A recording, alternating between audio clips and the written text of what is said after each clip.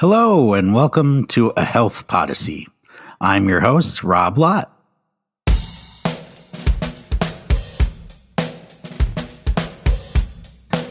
During the pandemic, Congress passed a law that said to states, we'll increase the federal share paid for Medicaid and CHIP if you implement continuous enrollment, a policy where once someone is enrolled in Medicaid, they can't be kicked off as long as there's still this public health emergency in place.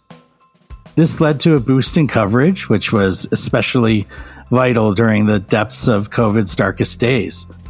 But when the public health emergency ended on March 31st, 2023, states could go back to their old policies, requiring people to renew their Medicaid enrollment every year and removing from the rolls those who were no longer eligible. That process has been called the Unwinding. And at the time, many researchers, policymakers, and advocates raised the alarm that it would lead to a dramatic loss in coverage across the country. Now, 2 years later, the question remains, was that prediction accurate? Did we see a significant rise in the number of uninsured Americans? That's the topic of today's Health Podyssey. I'm here with Dr. Thomas C. Buchmueller, Professor of Business Economics and Public Policy at the University of Michigan, and a visiting fellow at the Brookings Institute. From 2023 to 2025, Dr. Buchmueller served as Deputy Assistant Secretary for Planning and Evaluation in the Department of Health and Human Services.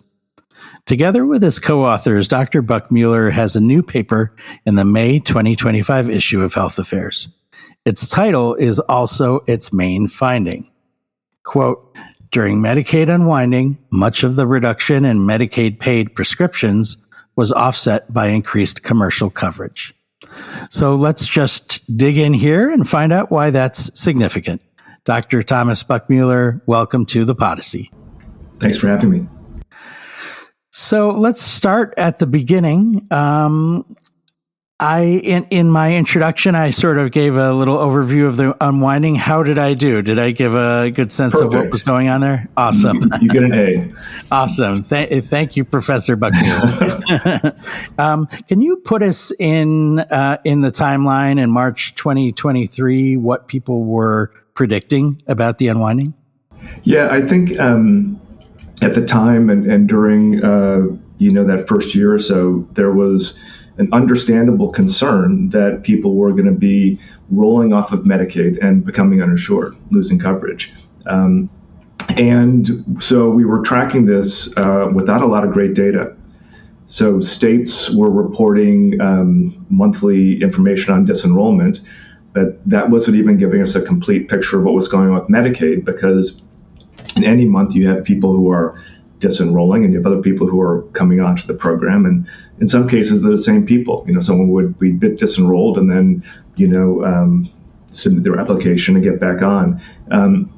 So people, I think, were very alarmed when they saw a large number of people being disenrolled. A lot of them were so-called procedural disenrollments, where maybe somebody forgot to or just didn't put in their paperwork. But we didn't know what was going on with coverage overall. And generally, we track health insurance coverage using federal surveys like the National Health Interview Survey, the American Community Survey, and those data sets are available with a considerable lag. So there just wasn't great real-time data on what was happening. Okay, well, so let's talk about your research paper. You look specifically at who was paying for prescriptions for patients after the unwinding. Why did you look at that versus some other kind of spending? We looked at prescription data for a couple of reasons. One is the fact that the data source we use, which is from IQVIA, is available more quickly than other sources of data. So we have quarterly data that was available pretty quickly after the end of the quarter. And the IQVIA data has a very good coverage, so it's national in scope, and basically is capturing all prescription drugs in the country.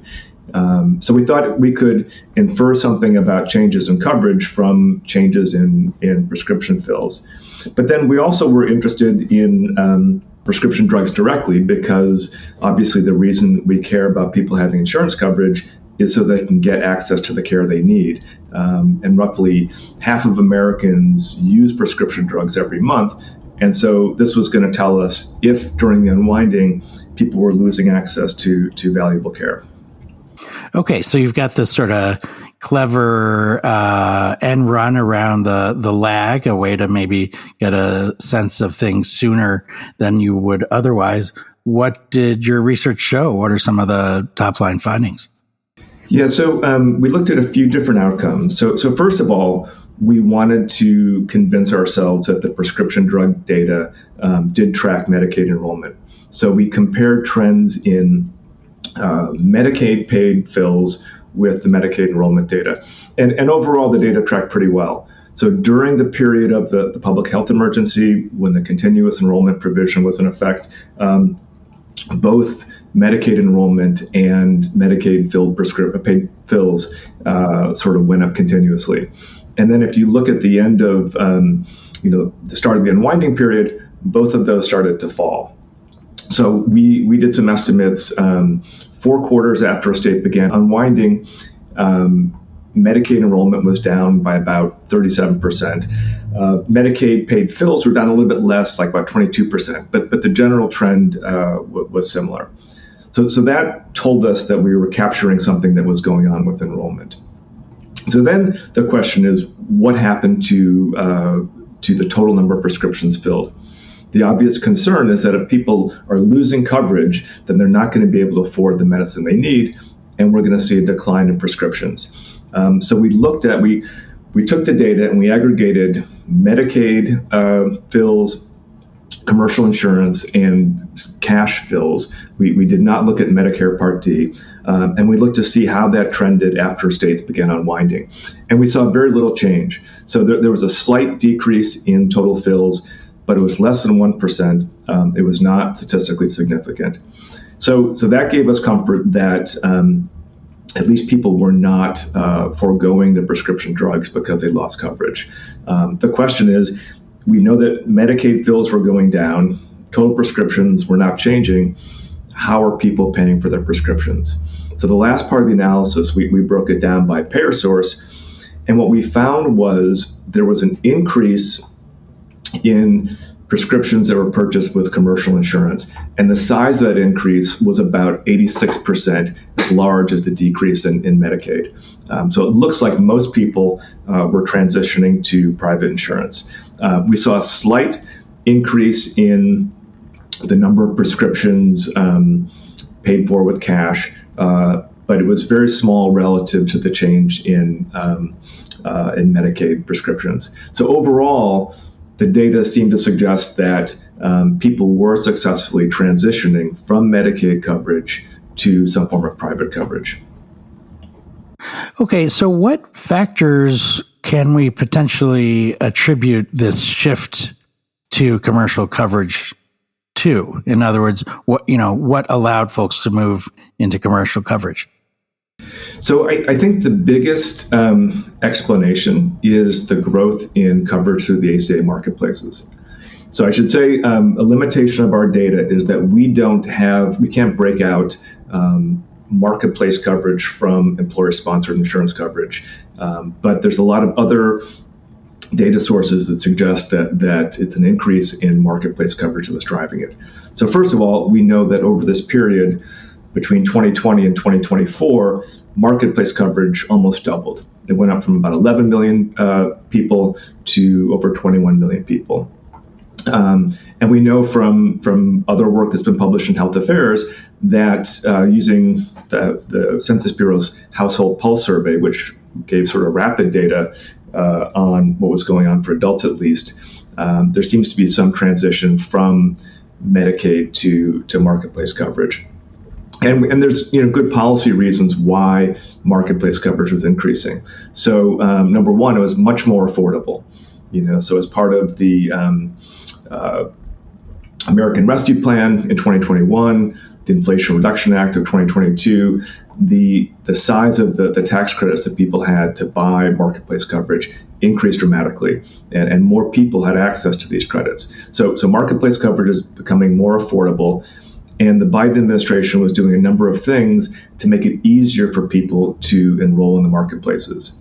So they established special enrollment periods for people who were leaving Medicaid during the unwinding, special enrollment periods during the pandemic for people who lost their coverage, special enrollment period for people with low income.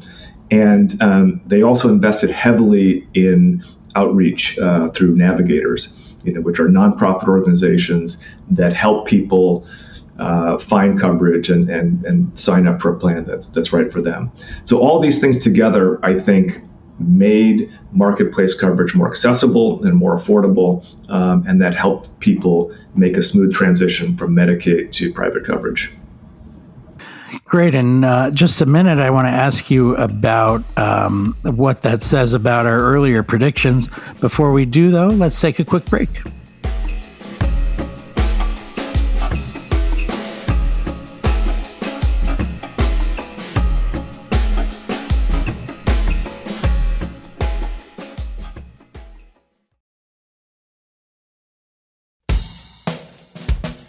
And we're back. I'm here with Dr. Thomas Buchmueller discussing his paper about the Medicaid unwinding. So just a moment ago, you gave a great overview of the factors that we can attribute to the shift toward commercial coverage. I'm wondering if you can put us in your shoes when the first time you ran your numbers and you saw that shift. Were you surprised at that time? We were a little surprised. Yeah. There were some studies that had been done during the public health emergency using earlier data to try to project out what the coverage effects would be when the unwinding started. And they were predicting a pretty sizable increase in the number of uninsured people. And we have other research that shows that insurance coverage has a large effect on prescription drug use.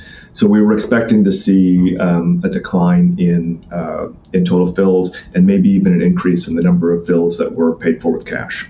So, we talked about the, folks raising the alarm in 2023 about the potential effect. And there's a bit of a discrepancy here between what we feared, perhaps, and what the reality is. What do you think explains that gap? So I think there's a couple of explanations. One is that the projections were based on pre-pandemic data when the tax credits for marketplace coverage were less generous, when there was less funding for outreach navigators. And so I think that they really couldn't properly account for how much marketplace coverage was going to increase. So that's kind of the most substantive, policy-oriented explanation. But there's also a measurement issue. There's always been a disconnect between Medicaid coverage as it's measured in enrollment data, administrative data, and as it's measured in surveys. It's called the Medicaid undercount. And the Medicaid undercount grew during the public health emergency. And the best explanation is that, as people left Medicaid to go on to private insurance, they still would be counted in the administrative data, but when they answered the survey, they said they had private insurance. And other people didn't realize they were still covered. And so when they answered the survey, they said that they were uninsured when they were showing up in the administrative data as having Medicaid. And so a lot of those coverage changes were already baked in. And so we don't see that much of a change in the survey data because the measurement error increased and then decreased as we returned to kind of normal. Gotcha. Is that something, the sort of lesson we can learn from that discrepancy? Is that something that might be relevant to future research questions? Can you imagine researchers asking a similar question 10 years from now and saying, "Oh, don't forget what happened back during the pandemic"? Is there a relevance to this finding going forward? Yeah, I think there's a relevance both in terms of how we measure coverage and how we, as researchers, how we track it, but then also for states as they communicate with enrollees. Because if somebody is enrolled in Medicaid and they don't realize it, then they're not going to get the full benefits of that coverage. So I think there's a more like a real reason to do a better job of making sure people understand what coverage they have. Great. And that's perhaps a good segue for my next question, which is to imagine your paper in the hands of a member of Congress or their staffer, or perhaps someone at the state level in a state Medicaid office. They read your paper, they understand it, and then they say to you, so what? The unwinding's already happened. Let's just be more, let's just be grateful more people didn't end up uninsured. Can you say a little more about how you might explain the applicability of your findings to potential future policymaking decisions? Yeah, well, I think that the experience during the continuous enrollment period is important because now all states are required to provide 12 months of continuous enrollment for kids. A number of states are going well beyond that to provide continuous enrollment for kids up to age 6. And so it's going to be really important that families understand what coverage they have available to them, and make sure they know they're still covered even if their circumstances change. So that's a very kind of operational aspect that I think is very important. But then if you think about the explanation for why we think things went so smoothly during the unwinding, it's all about the marketplaces. So the enhanced tax credits made marketplace coverage significantly more affordable. Well, those enhanced tax credits are scheduled to expire at the end of this year. So if Congress doesn't act, individual coverage in the U.S. is going to get a lot more expensive. It's probably the case that navigators and all the things that the administration did to improve information about the marketplaces, to help people sign up, played an important role in helping people make those transitions. Well, the Trump administration has already dramatically cut back funding for navigators. And the special enrollment periods allowed people to sign up outside of the normal open enrollment period. And I think we saw a lot of, during the unwinding, a lot of people signing up outside of the open enrollment period. In a proposed rule that was recently issued, the administration is looking to greatly reduce those special enrollment periods. So I think if you look at the marketplaces and all the things that are likely to happen in the next few months, we're going to see probably a significant reduction in marketplace coverage and a significant increase in the number of people who are uninsured. So that's something that I think policymakers really should be looking at. Okay, well, a great agenda for future research as well. And perhaps a good place for us to wrap up today. Dr. Thomas Buchmueller, thank you so much for taking the time to chat with us. This was a lot of fun. No, thank you. I enjoyed it. And to our listeners, thanks for tuning in. If you enjoyed this episode, tell a friend, smash that subscribe button, and tune in again next week. Thanks for listening. If you enjoyed today's episode, I hope you'll tell a friend about the Health Podyssey.